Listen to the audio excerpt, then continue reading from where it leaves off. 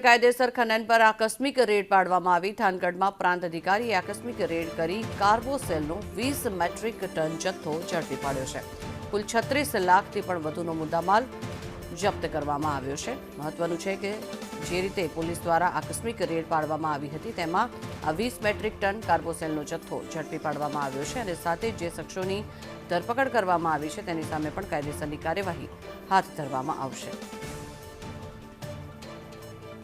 તો સુરેન્દ્રનગરમાં સતત જે રીતે ગેરકાયદેસર ખનન કરવામાં આવી રહ્યું હતું, થાનગઢમાં પ્રાંત અધિકારી દ્વારા આ આકસ્મિક રેડ કરવામાં આવી। જે બાતમી મળી હતી, બાતમીના આધારે આ વધુ તપાસ હાથ ધરવામાં આવી હતી અને આકસ્મિક રેડમાં આ સમગ્ર કૌભાંડ સામે આવ્યું છે।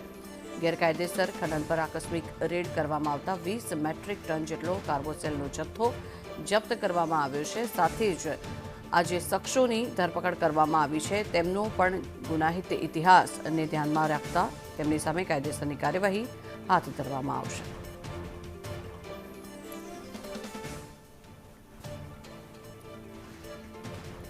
વધુ માહિતી મેળવીએ, પ્રશાંત બાવલિયા આપણી સાથે જોડાયા છે। જે પ્રશાંત, જણાવશો જે રીતે આ ગેરકાયદેસર ખનન પર આકસ્મિક રેડ પાડવામાં આવી છે, શું વિગત?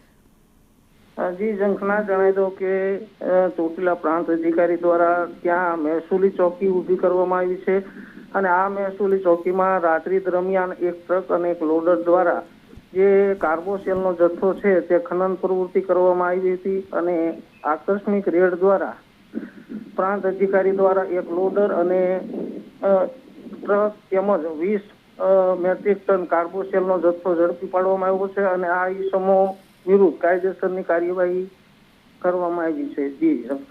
જી આભાર પ્રશાંત સમગ્ર માહિતી।